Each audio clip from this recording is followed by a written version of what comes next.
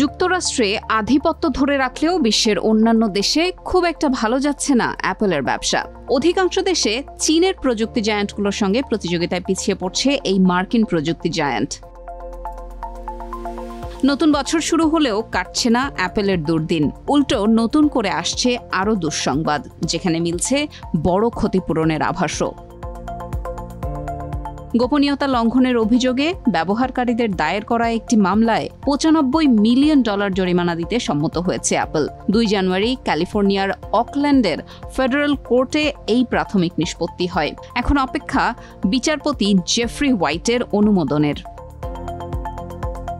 2019 সালে অ্যাপলের voice assistant সিরির বিরুদ্ধে মামলাটি দায়ের করেন একজন ব্যবহারকারী। অনেক ব্যবহারকারীর পক্ষে একজন বাদী হয়ে মামলা করায় ক্লাস অ্যাকশন মামলা হিসেবে এটি বিবেচিত। ওই অভিযোগপত্রে উল্লেখ করা হয়েছে, ব্যবহারকারীদের অনুমতি ছাড়াই তাদের ডিভাইস থেকে তথ্য সংগ্রহ ও কথোপকথন রেকর্ড করে বিজ্ঞাপনদাতাদের কাছে পাঠাতো অ্যাপল। এরপর মার্কিন প্রযুক্তি প্রতিষ্ঠানটির বিরুদ্ধে একই অভিযোগে আরও কয়েকটি মামলা দায়ের করা হয়েছে। শুরু থেকেই এইসব অভিযোগ অস্বীকার করে আসছে অ্যাপল। ক্লাস অ্যাকশন মামলার আওতায় 17 সেপ্টেম্বর 2014 থেকে 31 ডিসেম্বর 2024 পর্যন্ত সিরি ব্যবহারকারীদের প্রত্যেকে $20 করে ক্ষতিপূরণ পাবেন। এছাড়া মামলার আইনজীবীরা পাবেন $28.5 মিলিয়ন।